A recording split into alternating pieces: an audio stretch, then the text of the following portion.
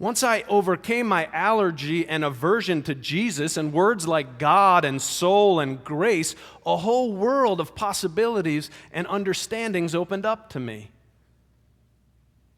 So many of his followers claim that he lived either 2,000 years ago or he lives up in heaven. But once I stopped listening to them and let Jesus out of the Bible and out of heaven, he began appearing right here in my life through real people and real experiences, some of whom have even been evangelical Christians. I came to see how this church, not just All Souls, but the Unitarian Universalist Church where I grew up as a child, had nurtured my soul and even saved my life. When my parents were divorced when I was 10, and during some very challenging times, and formative times in my teenage years, the church held me and shaped me.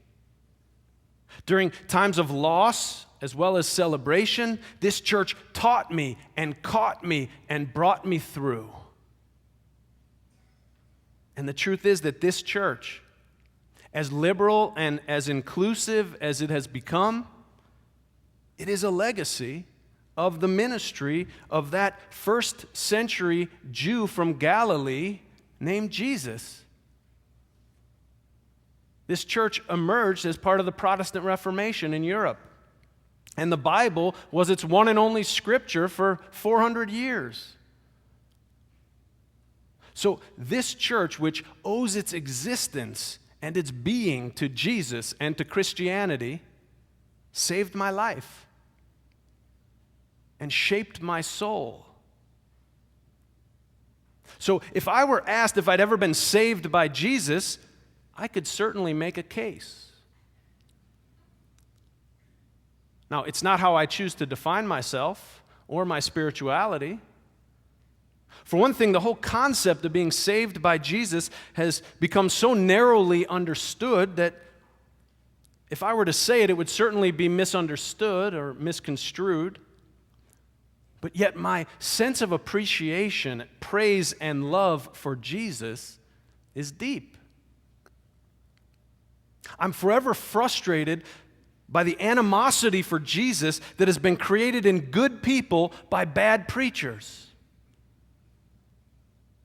For me, love and service are the central message and the eternal principles of Jesus.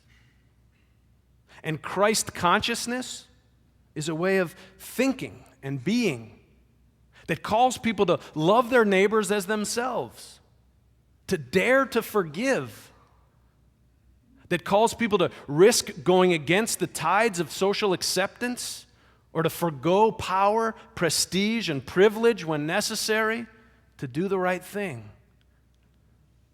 Because those are the kinds of actions that saves one's soul.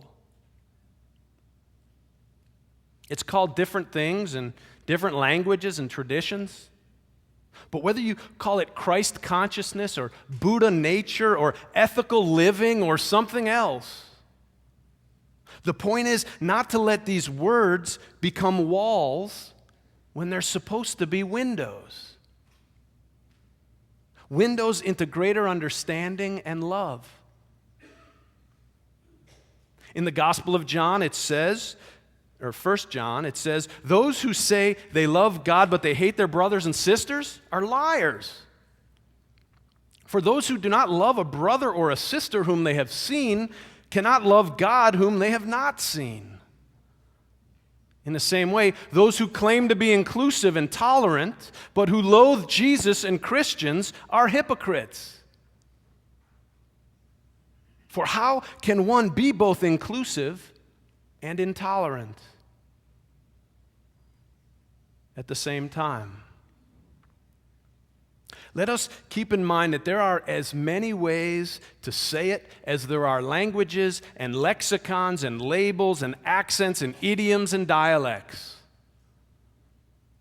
But in the end, by whatever name, we are all saved by love.